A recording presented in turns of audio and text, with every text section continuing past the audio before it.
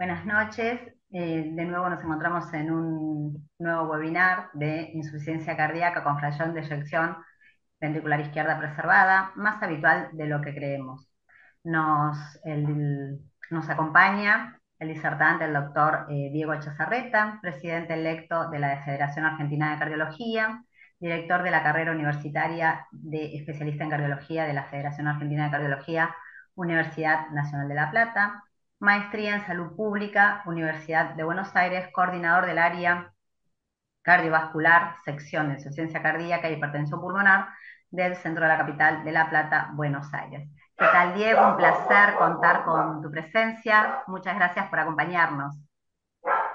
Muchas gracias a todos, María, a Lucrecia, a Hernán y a todos los que están conectados el día de hoy.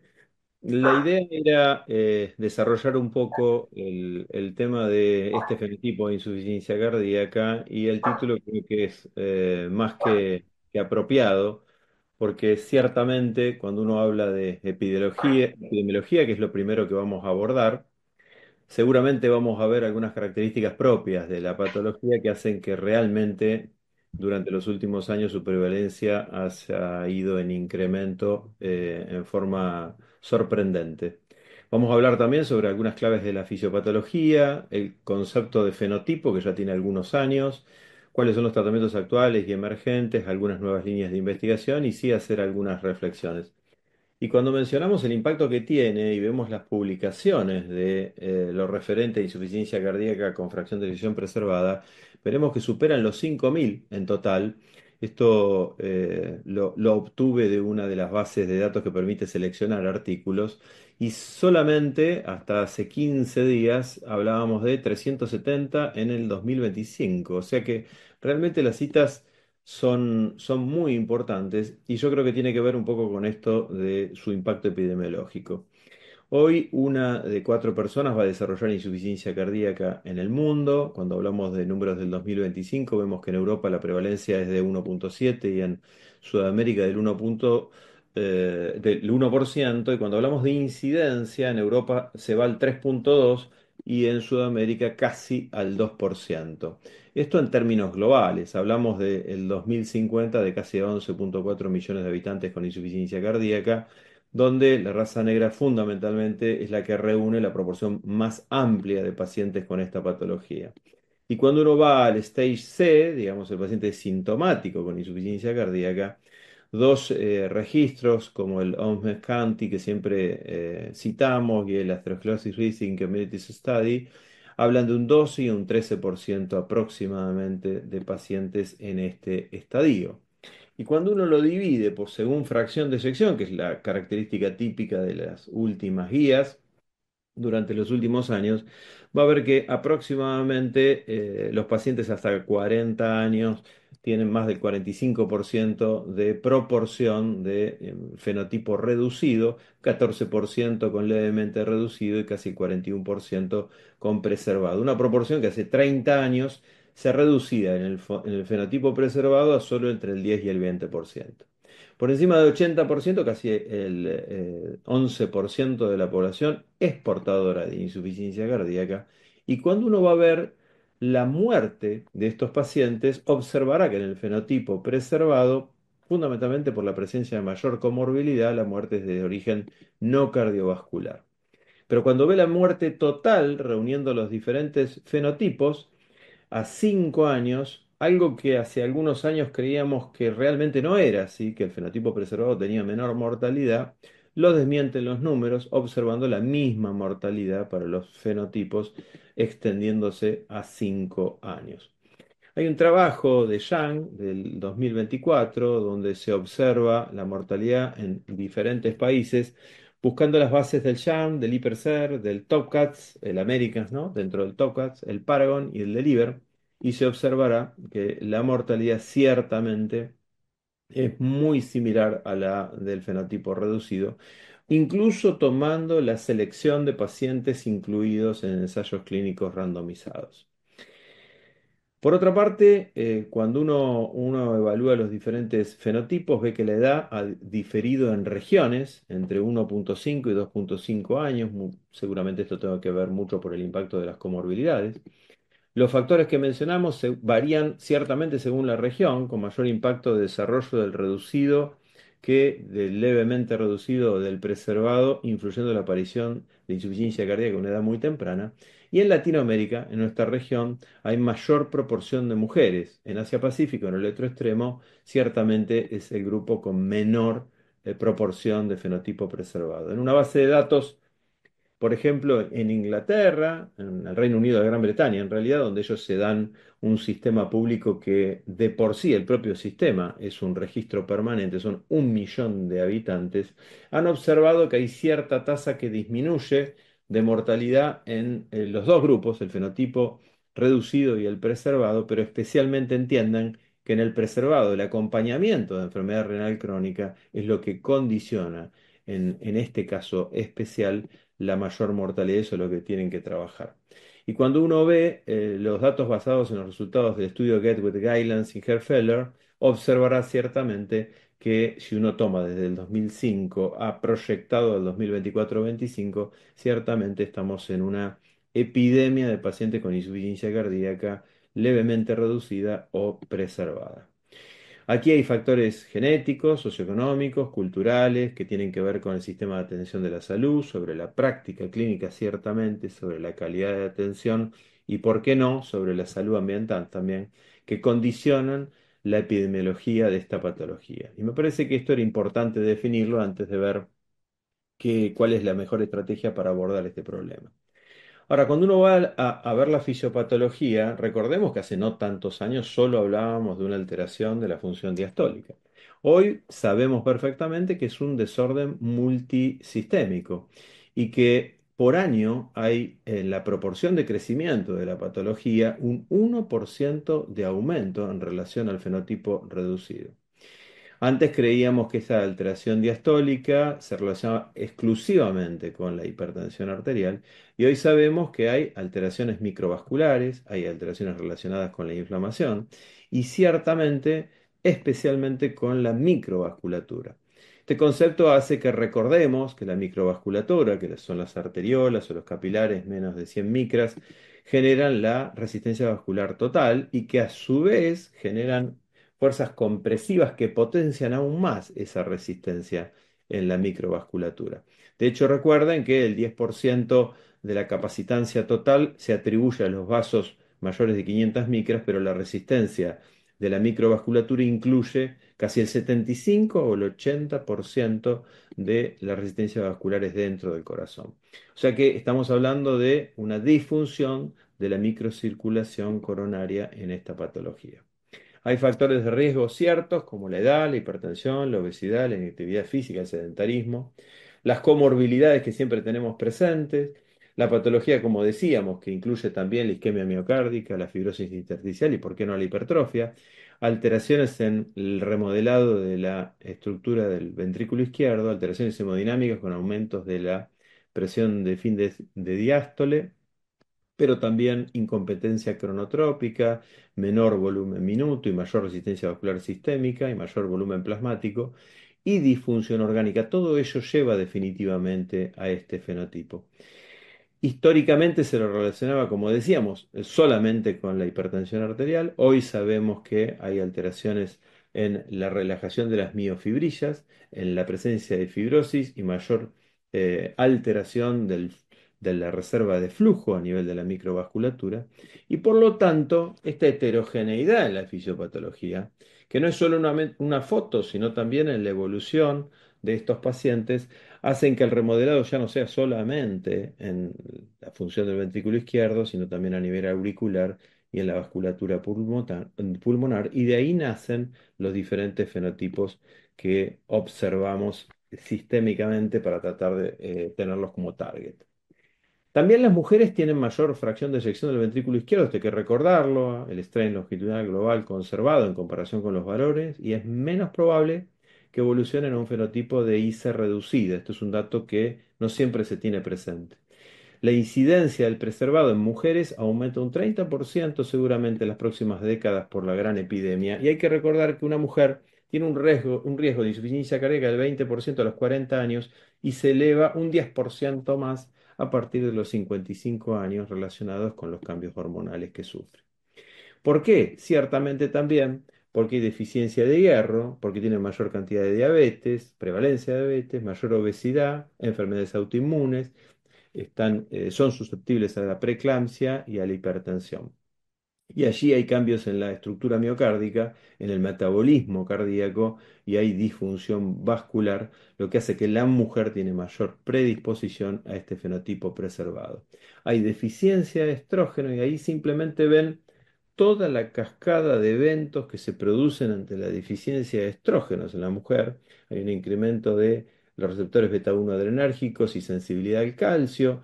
También hay incremento y gatillo del sistema nervioso central y de simpático, perdón, y del sistema renina-angiotensina aldosterona, hay mayor hipertrofia y fibrosis, hay mayor adiposidad y se promueve mayor resistencia a la insulina. Y también el exceso androgénico potencia el incremento de receptores AT1 y de la activación de la enzima convertidora de angiotensina y del remodelado ventricular izquierdo, entre otros tantos efectos que la modificación de estas hormonas se producen en la mujer. Entonces uno podría describir, independientemente del género, disfunción cardíaca, como mencionamos, disfunción vascular sistémica, alteraciones musculoesqueléticas, alteraciones pulmonares, alteraciones renales y alteraciones del tejido adiposo.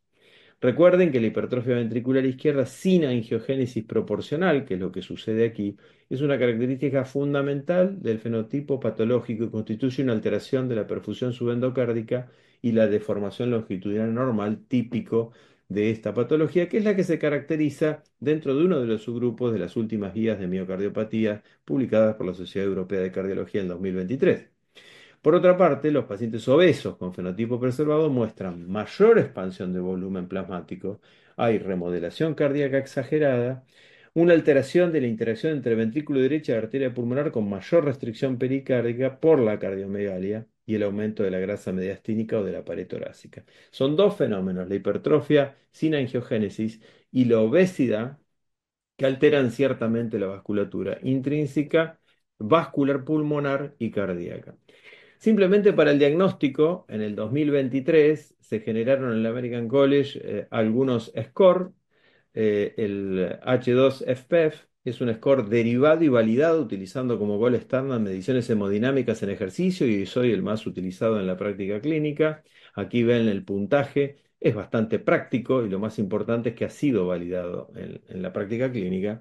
Y también el HFA-FPEF, que es el score desarrollado como consenso de expertos. Este no está validado y observarán que hay una evaluación pretest, una evaluación de los péptidos natriuréticos y el eco, y pueden ver a la derecha claramente, no vamos a detallarlos, pero los diferentes diámetros y las mediciones y variables que se toman desde el punto de vista ecocardiográfico y los puntos de corte de los péptidos natriuréticos, test funcionales y básicamente la etiología para su definición. Otro de los datos importantes a tener en cuenta es las patologías simuladoras o mimics, fenotipo preservado, como la hipertrofia miocárdica, la amiloidosis, la insuficiencia cardíaca de alto gasto o diferentes grupos al segundo grupo de hipertensión pulmonar, pero especialmente la pericarditis constrictiva, la sarcoidosis o la enfermedad coronaria como una patología altamente prevalente. Y por ello, en la aproximación, independientemente de los scores, a un algoritmo diagnóstico, yo diría más etiológico, uno debería tener en cuenta inicialmente la presencia de insuficiencia cardíaca acompañada por obesidad, el envejecimiento, la hipertensión o la diabetes, los datos ecocardiográficos, especialmente aquellos con el punto de corte de 50% mayor, los datos clínicos de la historia clínica, del examen clínico, la placa, el electro y otros hallazgos asociados a la analítica, los valores de NT-proBNP, y BNP descartando su alteración con puntos de cortes diferentes cuando hay pacientes adultos, cuando hay género femenino, cuando hay fibrilación auricular, enfermedades valvulares, enfermedad renal o síndromes coronarios agudos eventualmente, o también obesidad, y finalmente los scores que yo les mencionaba recién para el diagnóstico definitivo. Hay interrogantes pendientes, ciertamente uno de los interrogantes más importantes es si dentro de este grupo tan amplio de insuficiencia cardíaca, podemos identificar subpoblaciones con un mayor beneficio o un mejor pronóstico, para hablar con más propiedad. Y ciertamente es difícil desde el punto de vista de que aquí estamos enfrentando a pacientes con una inflamación activada muy importante, anemia, alteraciones de la disfunción auricular con fibrilación auricular, activación del sistema renina-angiotensina-aldosterona con hipertensión, una predisposición genética cierta. Hay también alteraciones respecto a lo que dijimos sobre la fibrosis y la interacción que esto tiene con diferentes tipos de fármacos, como los ARNI o ya veremos, los bloqueantes receptores mineralocorticoides esteroideos o no esteroideos, la presencia de enfermedad coronaria y también alteraciones metabólicas que van desde la utilización de los nuevos SGLT1 y 2, los GLP1, los HIP o la cirugía bariátrica. O sea, evidentemente hay poblaciones diferentes y los abordajes terapéuticos también lo son. Ahora, ya hace algunos años en biología y específicamente en genética se ha denominado fenotipo a la expresión del genotipo en función de determinado ambiente. Y es así como el fenotipo de adulto mayor, de envejecimiento, es uno donde hay una disregulación neurohormonal, hay alteraciones, como todos sabemos, con acortamiento de los telómeros, hay daño del DNA y mayor estrés oxidativo y más proinflamación. Hay otro tipo de fenotipo típico relacionado a la enfermedad coronaria, son los pacientes con la coexistencia de lesiones obstructivas coronarias significativas, pero por otra parte, muy típico también de la raza blanca, los caucásicos. También aquellos relacionados con la obesidad, digamos, en estos pacientes, en general nosotros lo que encontramos es asociación a la diabetes, a la insulinoresistencia, a la hipertensión, el típico remodelado concéntrico ventricular izquierdo y con un empeoramiento de su capacidad funcional, y finalmente el relacionado con hipertensión pulmonar, donde hay una hipertensión pulmonar secundaria al grupo 2 probablemente, con alteraciones de la aurícula izquierda y con insuficiencia mitral, generalmente cuando las presiones son más elevadas.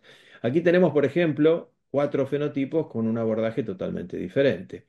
Hoy la medicina de precisión, la personalizada, medida o entallada, tiene en cuenta muchas de estas variables. A la izquierda pueden ver, simplemente para mencionar, la presencia de fibrilación auricular, anemia o EPOC, envejecimiento, hipertensión, enfermedad coronaria, hipertensión pulmonar, obesidad, diabetes o apnea obstructiva del sueño o enfermedad renal, que pueden dividir poblaciones y evaluar el seguimiento a largo plazo. De hecho, alguno de estos trabajos, aplicando inteligencia artificial, se ha utilizado reuniendo los grupos con intervención o sin intervención del Tau y el Paragon, y ciertamente estos grupos tienen evoluciones diferentes dependiendo del abordaje. Yo les muestro simplemente una publicación que tiene algunos años de Georget y Jansi allá en el 2015, donde ellos mismos dividían tres subgrupos. El primero era más joven, con biomarcadores más bajos. El segundo tenía una mayor prevalencia de obesidad y diabetes y apnea obstructiva del sueño y mayor glucosa en ayuno. Y el tercero era más añoso y con valores más elevados de BNP y score MAGIC, digamos, con una clase funcional bastante más baja. Y cuando uno evaluaba el seguimiento a 40 meses, observaba que el más joven, con BNP más bajo, ciertamente le iba bastante mejor. Y eran pacientes todos que tenían un mismo fenotipo de insuficiencia cardíaca. Por lo tanto, el fenomapeo en insuficiencia cardíaca con fracción de eyección preservada es algo que cada vez se deberá utilizar seguramente más, atendiendo a la demografía, a la estructura cardíaca utilizando imágenes, a la presencia fundamental de comorbilidades y datos hemodinámicos, a la respuesta al ejercicio, algo que no siempre utilizamos, y entonces sí dividir los diferentes clústeres, algunos de los cuales, no cabe duda, se van a superponer, pero es que nos permitirán al momento de utilizar ciertos y determinados fármacos una mejor evolución de ellos.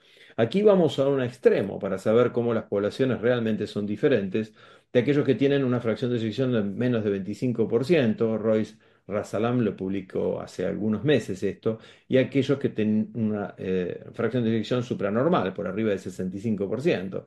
Observen que las P son todas significativas, empezando por la edad, siguiendo por el gran peso del sexo femenino en pacientes con fracción de eyección supranormal, lo mismo en la clase funcional, en el Body Mass Index con Body Mass Index elevado en el grupo con fracción de eyección más elevada, lo mismo con la presión arterial sistólica, con hospitalizaciones que son predominantemente más frecuentes en pacientes con baja fracción de eyección, la función renal, donde también una diferencia a favor de más prevalencia en los pacientes con fenotipo preservado, lo mismo con la presencia de diabetes en el primer grupo y la presencia de fibrilación auricular, que realmente tiene una P altamente positiva para los pacientes con fenotipo preservado. Las poblaciones realmente son muy, muy diferentes.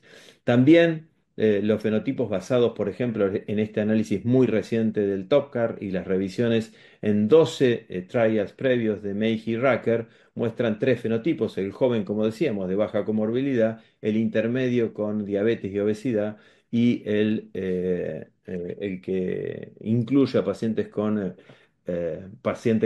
adultos mayores con alta prevalencia de fibrilación auricular y enfermedad renal, que tienen una evolución ciertamente muy diferente. Ahora, ¿cuál es el abordaje teniendo en cuenta esta realidad, la epidemiológica, la fisiopatológica y el fenotipado, con el cual nos vamos a encontrar hoy? Bueno, ciertamente los targets han sido muy diferentes. Se ha trabajado sobre la vasodilatación y ahí pueden encontrar a todo el eje que se ha basado en el sistema renina-angiotensina-aldosterona y la vasodilatación de la mano de hidralazina o vericiguat. Antihipertróficos, como son los ISGLT2, aquellos fármacos que han actuado sobre el sistema renina-angiotensina-aldosterona, pero también los bloqueantes receptores de mineralocorticoide y el BSQAT, los ARNI y los ISGLT2 como nefroprotectores, aquellos que han trabajado como los beta bloqueantes y levabradina en la reducción de la frecuencia cardíaca, los que han mejorado el metabolismo mitocondrial, como los ISGLT2 y los ARNI, aquellos que han generado mayor natriuresis o diuresis, también sumado a los SGLT2, los diuréticos de ACE, y finalmente el omecamtiv mecarbil, con un resultado que no ha sido exitoso en incremento de la contractilidad y más aplicado hoy como el mavacantem a las miocardiopatías hipertróficas. Y los trabajos del 2004 hasta la actualidad, en estos 20 años en general, no han sido buenos. Recién estos últimos años empezamos a encontrar algunos resultados auspiciosos que llevaron en las guías del 2021 y en la actualización del 2023 a incluir a los diuréticos cuando hay retención de fluido, nunca se han ido de ahí, y a las ICGLT2, tanto DAPA como empaglifosina, y especialmente el foco en el tratamiento de las comorbilidades. Esto se ha basado tanto en el Deliver como en el Emperor, aplicado a los ISGLT2, en todas el degradé, digamos, de fracción de eyección, pero especialmente en el grupo de 50, 59 y más de 60, en estos dos grandes trabajos que reúnen casi 4.000 pacientes con resultados positivos del endpoint combinado. Pero no solo en crónicos. Lo interesante es que también han tenido un efecto más que positivo en el continuo de la descompensación en insuficiencia cardíaca, teniendo en cuenta que el abordaje, tanto en el dictate Acute Heart Failure, el EMPA Response, el DAPA Heart Failure TIMI 68 o en el PULSE, en el inicio o en el prealta o en el perialta, la utilización de estas moléculas han resultado auspiciosas. Ya sabemos cuál es la evolución con el DAPA Heart Failure, el EMPEROR Reduce o en el Peror Preserve de estas moléculas, pero durante la internación, en el periodo de congestión y cuanto antes podamos colocarlo, independientemente de que haya un leve deterioro de la función renal de estos pacientes, la mejoría cierta es sumamente importante y por lo tanto esta evidencia permite utilizarlos rápidamente durante la internación. Los antagonistas de los receptores mineralocorticoides son un capítulo aparte. La hipótesis de la inflamación ya hace muchos años en estas moléculas nos habían dicho primero que reducían las hospitalizaciones y la muerte en pacientes con insuficiencia cardíaca y fracción de eyección reducida. Ahí estaba el RALES, el énfasis.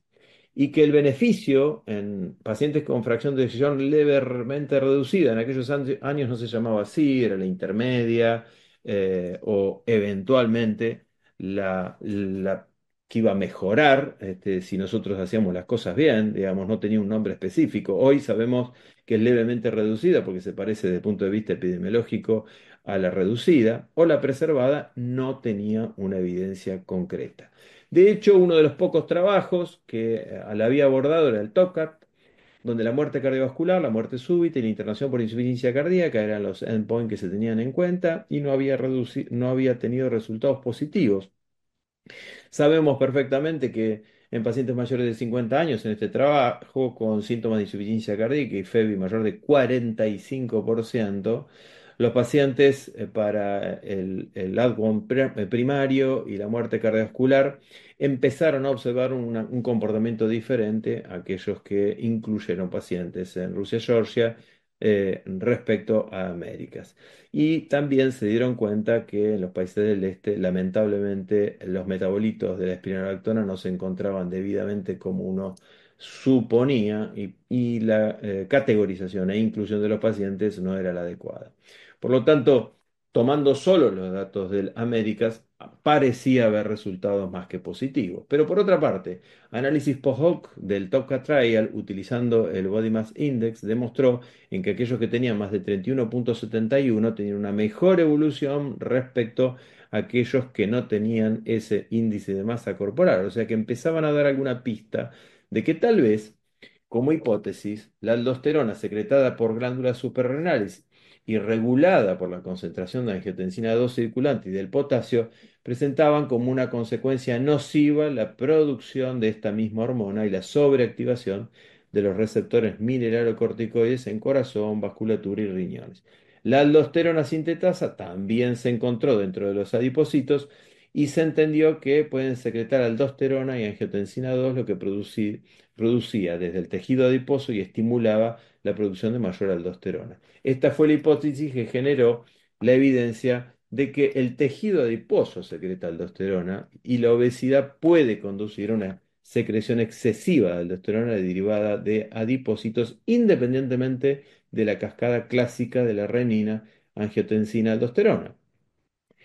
Esta fue la hipótesis y entonces se la denominó que la función endocrina del tejido adiposo siendo que puede producir mayor cantidad de aldosterona, si uno utilizaba algún fármaco que antagonizara los receptores de mineralocorticoides, podía tener un papel terapéutico, especialmente en pacientes con obesidad, que sabemos perfectamente que es una de las características típicas del fenotipo preservado.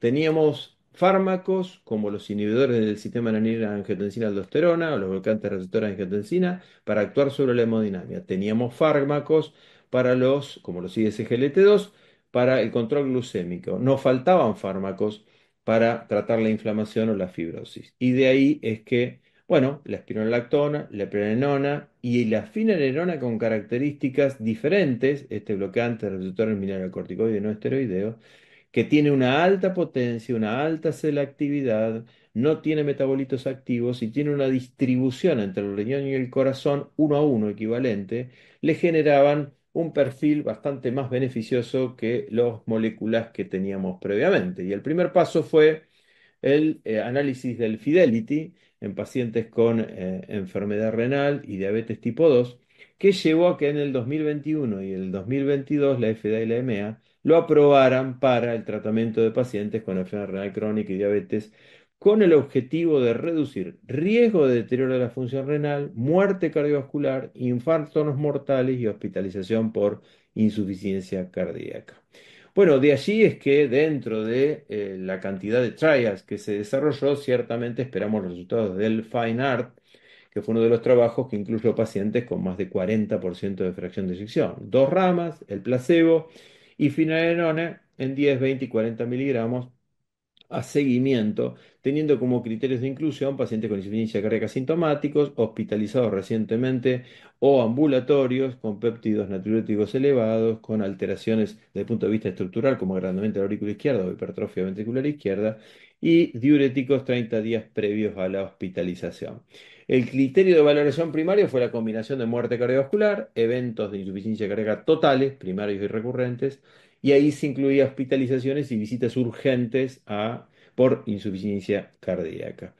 Interesante observar que el 36% de los pacientes incluidos tenía menos de 50% de fracción de sección, de 50 a 59, 45 y más de 60, 19%. O sea, un grupo de casi 20% que tenía una fracción de sección de más de 60% al momento de la inclusión. Esta es un poco la población y lo interesante también es que en esta población el 8,5 estaba recibiendo ARNI y el 13,1 ISGLT2.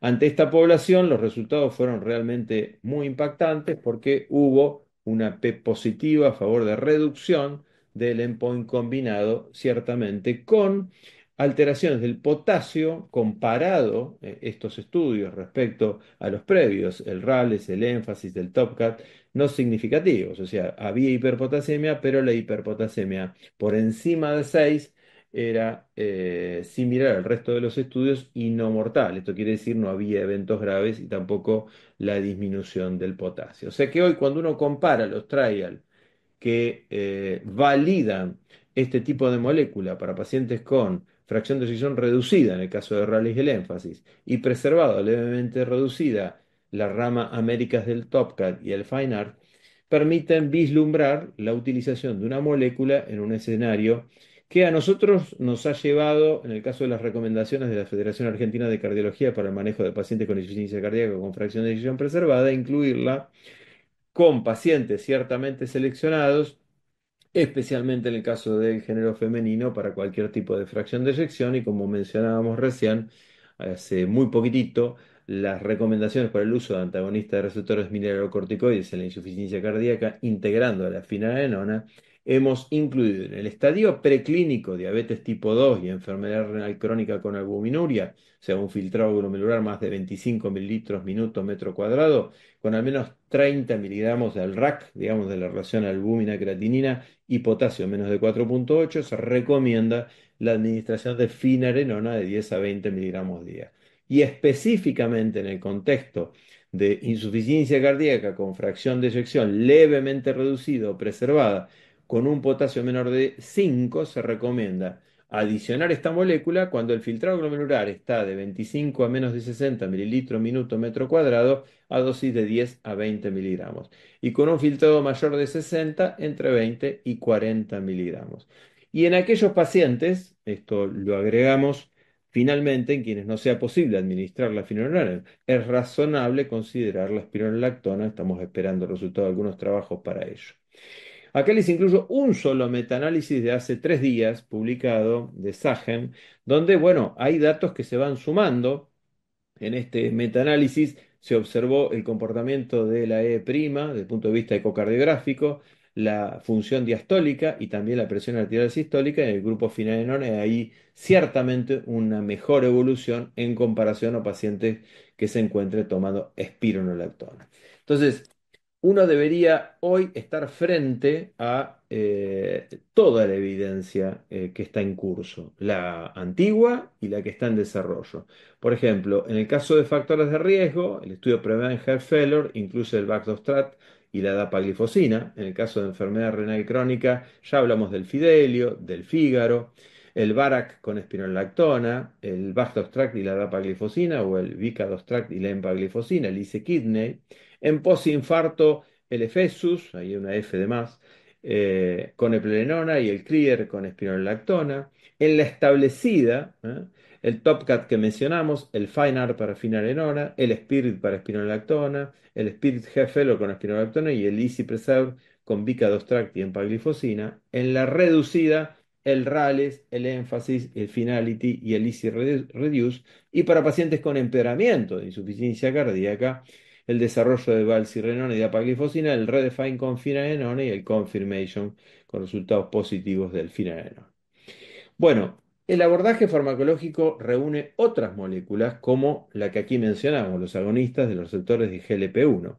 Hay que recordar que el uso de semaglutida en pacientes con el fenotipo preservado y obesidad ha demostrado ya que el agonismo del receptor no solo podría reducir síntomas, sino también podría reducir el riesgo de resultados adversos importantes en la insuficiencia cardíaca. Hay una reducción del 8 al 9% en el peso corporal, una mejora de la clase funcional y la tolerancia al ejercicio, y una posible disminución del riesgo de empeoramiento de la insuficiencia cardíaca. Y el efecto sobre el empeoramiento de esa insuficiencia cardíaca hay que recordar que se observó en un análisis exploratorio de 52 semanas. Hay predictores de una menor pérdida de peso del efecto de la semaglutida. La coexistencia de diabetes con una disminución media del peso de 14,9 en los pacientes sin diabetes versus 9,6 en los pacientes con diabetes. Y el género masculino, donde hay una pérdida de peso de 8 a 9,3% frente a 14 a 16,2 en las mujeres. Esos son predictores de menor pérdida de peso. Los estudios relacionados con insuficiencia cardíaca y obesidad son los STEP, que arrancan allá en marzo del 2021 hasta febrero del 2022, son 5 STEP, y hay que recordar que las dosis, en este caso, son de 2,4 miligramos por semana. Hay un solo trabajo, pero que no es en insuficiencia cardíaca, el Step Up, que con 7,2 miligramos que han observado en diabéticos una reducción mayor que con 2,4, pero no hay trabajos en insuficiencia cardíaca. Y el oral con 3, 7 y 14 miligramos, que son los que se utilizan en los trabajos Pioneer. En el caso de esta molécula, hoy todavía nos hacemos algunas preguntas sobre el papel predictivo, por ejemplo, de las características demográficas incluidas, el género, el origen étnico, la edad, los parámetros metabólicos, ¿no? El índice de masa basal del cual arrancamos para su tratamiento, la hemoglobina glucosilada, la glucosa en ayuna, los marcadores de resistencia a la insulina, el perfil lipídico, las conductas alimentarias de los pacientes a los cuales se lo administramos, los niveles de hambre, saciedad, episodios de hiperfagia o el genotipo para la respuesta del peso a la semaglutida. Otra de las moléculas son los agonistas de los receptores de polipéptido insulinotrópico dependiente de glucosa, el HIP, y del péptido 1 similar al glucagón. La tirzepatida, recordemos, es un agonista de la acción prolongada del polipéptido insulinotrópico dependiente de glucosa y de los receptores GLP-1 y produce una pérdida de peso entre 12 y 21% en pacientes con obesidad. Básicamente interrumpiendo esta cascada que ustedes ven en el medio con los factores inflamatorios que siempre están presentes y que son potenciados no solo por la obesidad, sino por la diabetes y la insuficiencia renal, actuando fundamentalmente en la generación de mayor colágeno, con eso menor compliance vascular ventricular izquierda y también sobre las propias fibras, la titina especialmente. El tirzepatide ha sido evaluado en el SUMMIT Trial, pacientes mayores de 40 años con un índice de calidad de menor de 80, con una fracción de eyección más del 50%, con un índice de masa corporal mayor del 30, un test de la caminata entre 100 y 425 y un NT-proBNP mayor de 200, en el caso de FEA mayor de 600, y aurícula dietada o una EPRIA más de 10, y insuficiencia cardíaca descompensada, es un episodio de hospitalización en el año previo o con un filtrado glomerular menor de 70. Esta fue un poco la población. El punto final primario fue muerte cardiovascular y empeoramiento de la calidad de vida, y el secundario, el test de la caminata, los cambios en el índice de masa corporal y la presencia o alteración de la PCR reactiva, y realmente el tirzepatide a 136 semanas fue realmente mejor que el placebo. Una limitación importante del ensayo es que se definió el índice de masa corporal mayor de 30 como criterio de elegibilidad, pero hay muchos pacientes, lo sabemos, que tienen menos de ese Body Mass Index, y que la mejor medición es la relación cintura-altura normal más de 0,5, ¿no? El waist to height, que es un indicador más confiable para el exceso de adiposidad visceral. Esta es una de las ciertas limitaciones. El tratamiento ciertamente redujo el riesgo de muerte por causas cardiovasculares o empeoramiento de la insuficiencia cardíaca en comparación con el placebo, y mejoró la clase funcional, la calidad de vida en el fenotipo preservado y la obesidad. Y de hecho la tirzepatida está relacionada con su capacidad para reducir la masa de grasa, disminuyendo así la expansión resultante del volumen plasmático y la respuesta inflamatoria. A diferencia de otros ensayos, este trabajo no requirió que los pacientes tuvieran, como vieron, niveles elevados de péptidos natriuréticos, y en este ensayo el tratamiento con tirzepatide semanal durante media de 2 años redujo el riesgo compuesto de empeoramiento de eventos o muerte por causas cardiovasculares, al tiempo que mejoró el estatus clínico, la obesidad y el deterioro funcional. Es así que hoy el algoritmo lentamente va cambiando, habrá que ver en las próximas guías, pero por ejemplo podemos mostrar este de Isa Shahid, que publicado en Heart Failure Reviews de hace algunas semanas, donde los pacientes con insuficiencia cardíaca y fracción de eyección mayor de 40% podrían iniciar el tratamiento con ISGLT2 y bloqueantes receptores mineralocorticoides no esteroideos. Y entonces, dependiendo del escenario, acá volvemos a los fenotipos, por ejemplo, el renal podría a su vez sumar un bloqueante en realidad un inhibidor del sistema renina-angiotensina-aldosterona, un ARNI, y si es diabético, un GLP-1. O en el caso de obesidad, también un GLP-1, o en el caso de que los pacientes tengan una fracción de eyección menor de 60%, un ARNI, o si los pacientes tienen empeoramiento de su insuficiencia cardíaca o una hospitalización. Digamos, es un abordaje un poco más práctico acorde a las diferentes moléculas que tenemos. ¿Existe algún dato en nuestro país relacionado con esta patología? Bueno, nosotros hace un tiempo ya comenzamos en el Comité de Insuficiencia Cardíaca y Hipertensión Pulmonar un registro, el registro argentino de insuficiencia cardíaca con fracción de eyección preservada, el ARFE-IPRESER, donde lo que buscamos es evaluar características clínicas, evaluar la patología y el tratamiento en Argentina. Y ahí lo que observamos, por ejemplo, si bien estos datos tienen algún tiempo, es que los bloqueantes de receptores de mineralocorticoides o de aldosterona se elevaban casi al 58,8% y que los pacientes que estaban bajo tratamiento con ISGLT2 reunían casi el 40% de los cuales el 20% eran con empaglifosina y el 16,9% con dapaglifosina. Pero lo más interesante es que cuando uno compara nuestro registro, el ARFEI Preser, y lo compara con el resto de los registros como el Fine Arts, el Emperor Preser, el Deliver, o el Paragon, o el TopCat, nosotros en la columna verde observen que tenemos un poco más incluso de indicación de bloqueantes receptores de mineralocorticoides en esta población que al resto de los trabajos. ¿Hay nuevos caminos en la investigación? Bueno, ciertamente, ¿no? La vía de los péptidos natriuréticos, aquellos que aumentan la vía de la biogénesis mitocondrial, aumentan la vía de la termogénesis adiposa, aumentan la vía del gasto energético y la oxidación de grasas, y lo hacen independientemente del eje beta-adrenérgico, incluido tanto en el tejido adiposo, ciertamente, como en el músculo esquelético.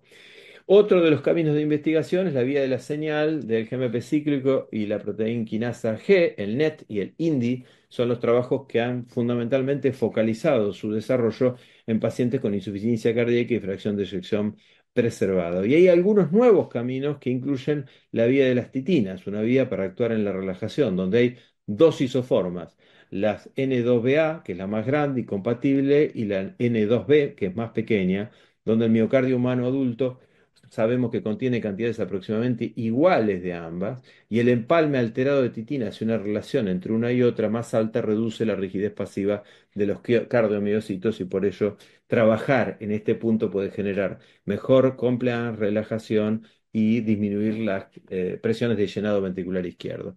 Otro de los caminos de investigación es la disfunción mitocondrial. Acá hay aumento de los ROS y daño mitocondrial, lo que resulta en un desajuste entre la producción y la demanda de ATP con activación de las vías de señalización que resultan en remodelación cardíaca, inflamación y disfunción diastólica. Y dentro de este mismo grupo uno puede observar cómo diferentes tipos de acción mitocondrial pueden mejorar el aprovechamiento energético en el músculo cardíaco. Y finalmente, la vía de la fibrosis tisular. Se define como exceso de matriz extracelular con alteración en la relajación, donde sabemos hay acumulación de fibroblastos y colágeno. Y ahí hay algunos fármacos, digamos, son fármacos más comunes dentro de la atención de pacientes neumonológicos. La pirfenidona y el nintedanib son drogas que se utilizan para evitar la fibrosis y que tal vez puedan llegar a tener en el futuro algún lugar en este contexto. Entonces, si la década de los 80 fue la era preclínica, la de los 90 fue el triple bloqueo neurohormonal, en los 2000 la era de los devices, entre el 2010 y el 2020 el cuádruple esquema que conocemos, hacia el 2030 ciertamente vamos a una era de mayor precisión donde los fenotipos tengan algún lugar específico para que utilicemos mejor los fármacos. Entonces, como conclusiones y reflexiones, el fenotipo preservado va a transformarse en el fenotipo más prevalente con una morbilidad y mortalidad similar al del fenotipo reducido. Uno de los principales obstáculos para su adecuado tratamiento es su compleja y multifactorial fisiopatología, lo que hace que el desarrollo de nuevos fármacos sea todo un desafío. deberá validarse aún ciertamente en los ensayos clínicos randomizados la eficacia de un tratamiento individualizado con los bloqueantes de receptores mineralocorticoides, esteroideos y no esteroideos, los ARNI y los ISGLT2 1 y 2, según un fenotipo predeterminado, y hay que recordar que el desarrollo de futuras moléculas va a requerir de un enfoque integrador que considere comorbilidades como pieza fundamental para definir nuevos objetivos de eficacia en esta patología. Bueno, no quiero dejar de invitarlos el 25 y el 26 de septiembre de este año a nuestro weekend, el 21 ya, de insuficiencia cardíaca en Córdoba. Y siempre también que levanten el QR para formar parte de la comunidad Academia FAC, donde muchos de estos cursos y también trabajos y artículos que publican quienes están en FAC pueden compartirlos con todos ustedes. Muchas gracias. Muchas gracias, doctor, interesantísimo todos los avances que hay y cuándo llegará todo a la Argentina, ¿no es cierto? Porque la finerenona, gata, podemos luchar contra la DAPA y el sacubitril al sartán, que cuándo llegará la finerenona, la semaglutida, todo sin que haya obstáculos, ¿no? Sí, sí, sí, y cada vez más, ¿no? Ciertamente. Cada vez más. No solo con Finerenone, No. definitivamente.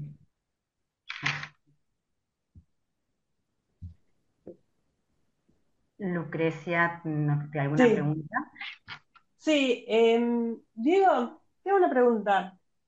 Sí. ¿Cómo hacemos nosotros los cardíacos? Porque por ahí para el especialista que hace insuficiencia cardíaca la detecta un poco más rápido o al tenerlo todo el tiempo en la mente es más fácil para el diagnóstico y el inicio de tratamientos tempranos. Pero me parece que el cardiólogo general o el clínico o eh, otros colegas, ¿cómo hacemos para que el diagnóstico de la preservada sea en estadios tempranos? Porque ya si estamos hablando, según la clasificación, el A y el B de preinsuficiencia cardíaca, nosotros ya estamos teniendo un riesgo y siempre los detectamos en un C o a veces un poco más avanzado. ¿Cómo podemos hacer para llegar en etapas tempranas justamente para paliar todos estos tipos de comorbilidades que debemos estar teniendo en cuenta? Lucrecia, es una excelente pregunta porque es la pregunta que define esta patología. Esta patología nos ha llevado a los cardiólogos a poner los pies sobre la tierra y darnos cuenta de que nuestra especialidad, entre comillas, es de las más clínicas. Hemos Claro. vuelto muchísimo a la clínica porque Ujú, ciertamente ese stage A o B que ya se ha impuesto hace algunos años y bueno, no es que se ha impuesto alegremente porque se les ocurrió, sino que en realidad es el reflejo de la epidemiología de la patología asociada a la hipertensión, a la obesidad, a la diabetes.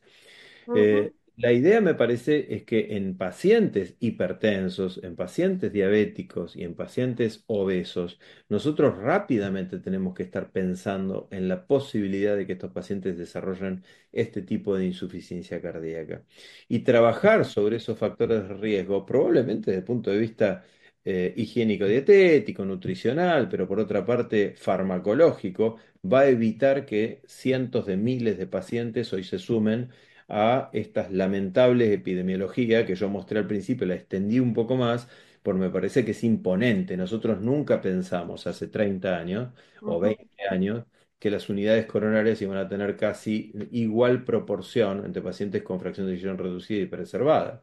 Entonces, ujú, me parece que hay que estar muy atento en que los pacientes que son diabéticos, que vienen tratados con metformina, y a los cuales generalmente no se les ha descartado enfermedad coronaria, no se les ha hecho un ecocardiograma como parte del screening usual o un hipertenso. Nosotros sabemos que en el hipertenso la observación de lesión de órgano blanco es vital y uno ve cotidianamente cómo lamentablemente estos pacientes no tienen una microalbuminuria, un RAC, un eco midiendo los espesores, no tienen, bueno, antes era el fondo de ojo, ahora quedó reducido para la diabetes, hoy es el ujú, test cognitivo de Montreal, digamos, no tienen evaluaciones de este tipo que permiten evitar que estos pacientes progresen y caminen hacia este fenotipo ya instalado de insuficiencia cardíaca. Lamentablemente, cuando está instalado, volver hacia atrás es ciertamente más complejo. En la obesidad, con un índice de masa corporal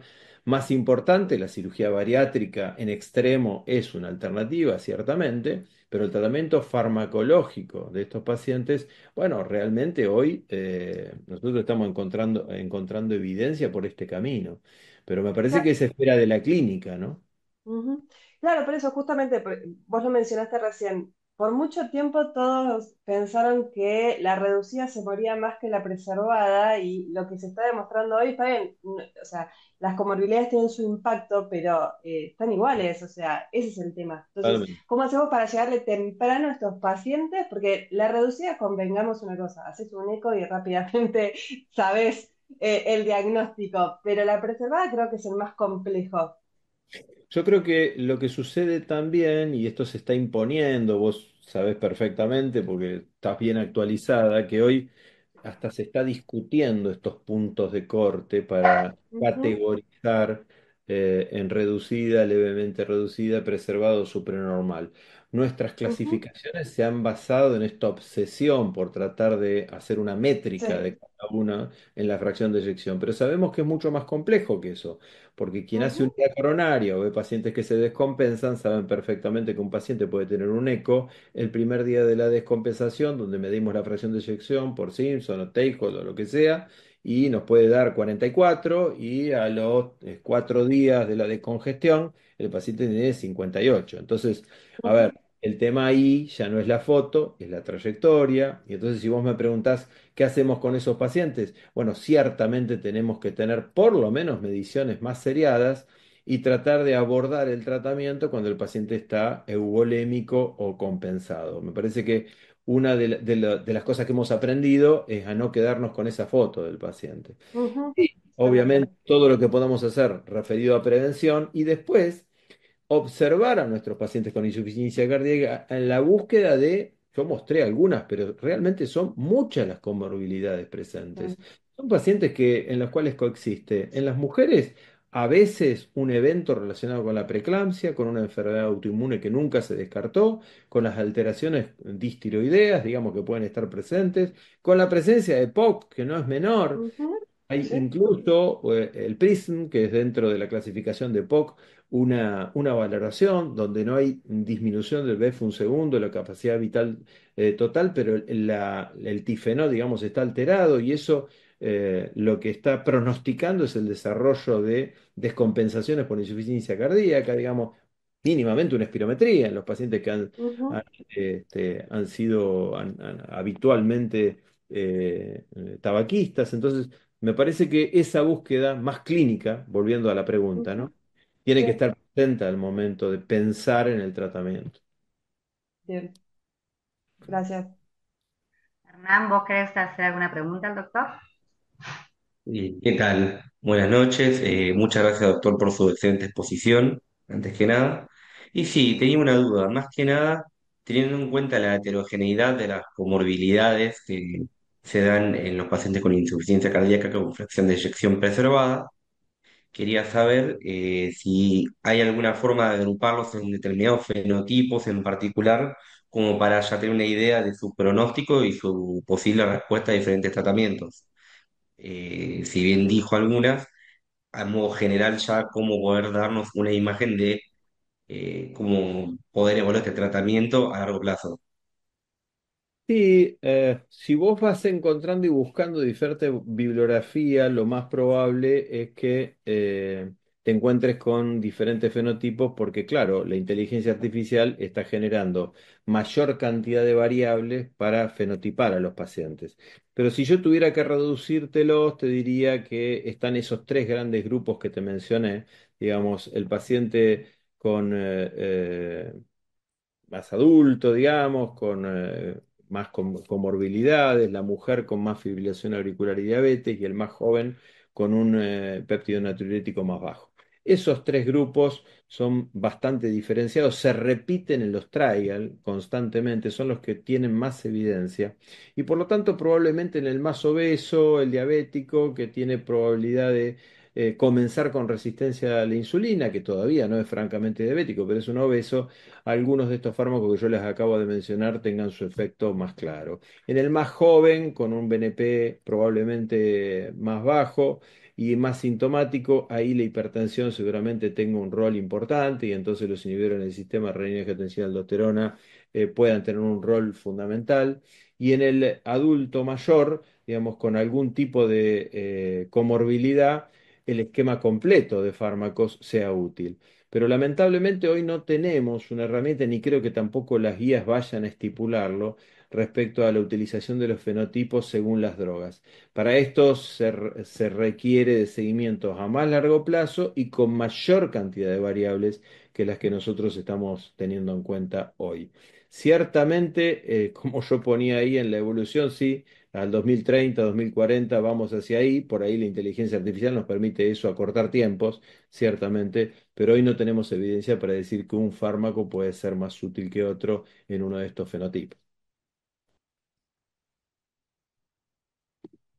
Perfecto, muchas gracias. O sea, básicamente estaríamos más que nada en la medicina personalizada. Totalmente, totalmente. Y utilizando, lógico, las evidencias que los trials nos están demostrando. Eh, Ahí está Cristian en el chat, Cristian Musante, que pide habilitar el audio. No sé, Mari, Ah, si ya se lo puede. habilitaron. Hola, ¿qué tal? Ah, Hola a todos. Hola ¿cómo Lucrecia. andás, Cris? Hola ¿Cómo Hernán, andás? Diego querido. Hola. Hola ¿Cómo andás, María. Cristian? ¿Qué Hola a todos. decís? ¿Qué tal? Muy bien. Che, gracias Diego por Manda. esto. Muchas gracias. No faltaba Muy, más. muy piola. Gracias a Como ustedes. siempre, un fenómeno. Lo que charlabas, Diego, lo que decías un poco sobre las comorbilidades de los pacientes, lo que uno nota con el tiempo es que a lo largo del tanto tiempo de consultorio, no viendo que los pacientes tanto hipertensos, diabéticos, obesos, donde vos los dejaste de ver por un lapso de 6 meses, si no tenés trastornos en lo que es el tema de la alimentación, olvido de la medicación, vuelven a tener el peso, falta de controles de presión, o sea, requieren pacientes, esto que vos decís, es muy importante, pero también nosotros tenemos que ver el tema de lo que es el seguimiento de los pacientes. Lamentablemente a veces las agendas son muy difíciles y hay pacientes que vos no lo podés seguir todos los meses o cada 2 meses. Y hay pacientes que requieren un seguimiento muy estricto, ¿viste? Entonces uno dice, el estudio Renata nos demostró que en 8, 9 años no pudimos cambiar absolutamente nada. Por lo tanto, uno dice, che, bueno, si no pude controlar la hipertensión arterial, que es uno de los principales factores de función, de hice con función preservada, veamos de qué manera podemos no llegar a la insuficiencia cardíaca con fracción de eyección preservada, ¿viste? ¿Cómo no llegar es el problema? Porque la Ujú. definición es clínica, ¿viste? Conjunto de signos y síntomas, pero el tema es no llegar al conjunto de signos y síntomas. Y bien como decía Lucrecia, del estadio A y B, el tema es cómo actuar sobre ese estadio en un seguimiento con los pacientes, de cuando vos detectás la hipertensión, sabemos que van a ser pacientes que van a ser hipertensos generalmente por el resto de su vida. ¿Cómo no Ujú. perder el rastro de esos pacientes? ¿Cómo hacer que siempre estén controlados? Porque Renata nos demostró que un 30% están controlados nada más, los otros 70%, lamentablemente van al LIC. Y es un número muy alto de hipertensos, porque si empezás a mirar de cuento a los estudios multicéntricos, tenés desde un 40 hasta un 70% de pacientes que son hipertensos en estudios que no son sobre hipertensión arterial, ¿viste? Ujú. No, Entonces es un tema muy ciertamente. importante cómo controlar los estadios A y B. No, ciertamente, y no es un problema solo en este punto de Latinoamérica, ¿eh? Yo en esta clase no lo puse, pero en algunas otras tenemos las casuísticas también de hospitales públicos en París, por poner uno, en un país desarrollado, donde la primer consulta con que no es un cardiólogo, es un gerontólogo, se produce a los 45 más menos 17 días. O sea que después de una internación, ¿no? Entonces, el problema no es nuestro solamente. Yo creo que el problema se genera en ámbitos donde el seguimiento del paciente es más complejo. Y yo creo que sinceramente, que si para algo debería servir algo de la automatización, la inteligencia artificial al primer nivel de atención, tal vez en el seguimiento sea mediante alertas. Hoy nuestra inteligencia artificial es el WhatsApp del paciente hablándole a uno y al teléfono, ¿no? Digamos, esto es la versión latinoamericana, lamentablemente para quien lo tiene abierto. Pero yo creo que este va a ser un camino de seguimiento porque todos sabemos lo que decís vos, Cristian, aplicado a patologías crónicas no transmisibles, digamos. Esto es la realidad. Y ese seguimiento se torna muy complejo en pacientes que tienen patologías que no generan grandes síntomas inicialmente y que requieren sí estarles encima. Esto no lo vamos a solucionar con cuatro fármacos que nos den el beneficio. Y de hecho, los fármacos hoy están como punto final, digamos, que están utilizando, generan endpoint combinados que les permiten resultados positivos. Pero no, cada vez son menos muerte pura, ¿no? Como dato absoluto. Y esto yo creo que se debe también a que estamos hablando de calidad de vida y reinternación, que es lo que deberíamos evitar si vemos más frecuentemente a los pacientes. Esta es la realidad. De allí se desprende toda una rama de lo que es salud digital, monitoreo a distancia, pero sabemos que esa salida en nuestros países es compleja, porque son, en el mejor de los casos, soluciones institucionales. Digamos que algunas instituciones pueden llegar a tenerlo, pero no sistémicas como un sistema de salud integrado. Yo mostré lo del Reino Unido y la Gran Bretaña, ellos han logrado bajar mortalidad, pero bueno, con un seguimiento que solo pueden hacer ahí, ¿no? Ujú. Sí, claro. Gracias, Diego, Diego. Diego, una pregunta.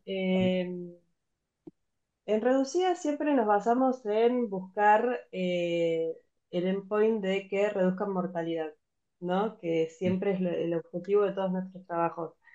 Pero en Preservada, ninguna de las drogas, ninguna de las moléculas, o sea, es el compuesto, pero si uno los desglosa, ninguna dio en mortalidad cardiovascular. Ujú. Muchos colegas por ahí critican eso. ¿Para vos es criticable entendiendo que la preservada estrictamente el miocardio, el rol que cumplen acá las comorbilidades sobre el miocardio? O sea, No, para no, vos... no, para nada. Y de hecho hay un artículo muy interesante de Brandwall hace algún Ujú, tiempo sobre los MACE, digamos, ¿no? Que él ujú, planteó hace 30 años, ¿no? Que lo planteaba específicamente para grupos pequeños, donde la mortalidad era más elevada. El caso típico es la insuficiencia cardíaca con fracción de eyección reducida, y que él no podía creer este editorial desde hace algunos meses, que todavía se sigue utilizando, digamos, aplicable en ujú, forma discriminada a todas las patologías. No, no puede ser. ujú. Es muy parecido a lo que sucede con hipertensión pulmonar, digamos. En este caso, Claro, al haber mucha comorbilidad girando, uno no puede pretender que una molécula pueda mejorar la evolución de un paciente solo por una mejor relajación del ventrículo izquierdo, eventualmente, o menor fibrosis. Por eso yo creo que eso, de la forma en la que se están haciendo los gen combinados con calidad de vida, con reinternación, con consulta a la guardia, están bien. Lo que me parece es que probablemente lo que hay que tratar, y uniendo en el caso de esta patología del fenotipado, es sumar la mayor cantidad de variables relacionadas con las comorbilidades. Y me parece que acá sí que no podemos focalizarnos en la fracción de sección solamente. claro. Me parece que tenemos que delimitar. ¿El paciente es EPOC? Bueno, ¿en qué grado? ¿El paciente tiene alteraciones tiroideas? ¿En qué grado? ¿Tiene hipertensión pulmonar? ¿En qué grado? O sea, eso nos va a dar una población seguramente más homogénea, donde por ahí nos sorprendemos. Algunas de estas Mm, moléculas, por mecanismos que conjugan fisiopatológicos, otro tipo de patologías que no sea la insuficiencia cardíaca, pueden verse beneficiados. Pero ahí necesitamos hacer un mapa, digamos, de variables mucho más amplio que tengan que ver ciertamente con el seguimiento de la comorbilidad y no solo el sello de ese POC. Bueno, ese EPOC, pero ¿con qué grado? No es lo mismo el EPOC leve que el EPOC severo. No es lo mismo el Totalmente. paciente, claro, que tiene hipertrofia por hipertensión arterial con un RAC muy alterado que quien no lo tiene alterado. Lamentablemente en eso Ujú, somos muy reduccionistas, yo lo entiendo, los board actúan así, en el afán de que la inclusión en los trabajos sea más fácil. Pero bueno, no, ujú, no siempre para buscar una verdad uno puede atajar o reducir totalmente. los caminos, ¿no? Ujú, totalmente. Bueno, bueno, Bueno, muy interesante todo, así que muchas gracias, doctor, no, por su presentación. Un placer. ustedes. Ahí creo que se Bien. mutió María. Sí, estás muteada. Ahí está. Ahí está. Muchas gracias. Acá hay una pregunta, me parece. Ujú. Eh, ¿O no? que había Sí, visto. justo lo que habíamos hablado. Un problema no Sí. menor es la detección precoz de la insuficiencia cardíaca con fracción preservada por parte de los médicos clínicos. Yo Claro. creo que ahí en esa consideración lo que sí tenemos que hacer hincapié y que un poco con ciertos tropiezos, pero se está empezando a plantear en muchas instituciones, es las unidades cardiorrenometabólicas, ¿no? Porque recuerden que esto atraviesa, ciertamente Ujú. las patologías, donde hay un nefrólogo, un nutricionista, un clínico, un diabetólogo. Parece que trabajar en ese sentido en conjunto es el camino. A veces no es tan fácil, dependiendo de la institución, pero hay mucha verdad en lo que plantea acá Liliana, creo que es la que hace el comentario. Ujú, Sí, sí, ujú, trabajar en conjunto, que a veces es totalmente. difícil. Bueno, Ujú. muchísimas gracias, muchas gracias Diego por tu presentación, muy interesante. Eh, Así que le agradezco a todos los que se conectaron. Gracias Lucrecia, gracias Gracias. Hernán, muchísimas gracias y nos veremos pronto. Bueno, Este webinar lo pueden ver en la página de Socava o Ujú, cuando te queda grabado. Así que muchas ujú. gracias por todo. gracias Hernán, Gracias. gracias María, Lucrecia, Cristian y a todos No, los que se gracias. conectaron, ¿eh? Nos estamos Bueno, viendo. Por la Gracias. muchas gracias. invitación. Adiós. Chao, chao. Chao, chao.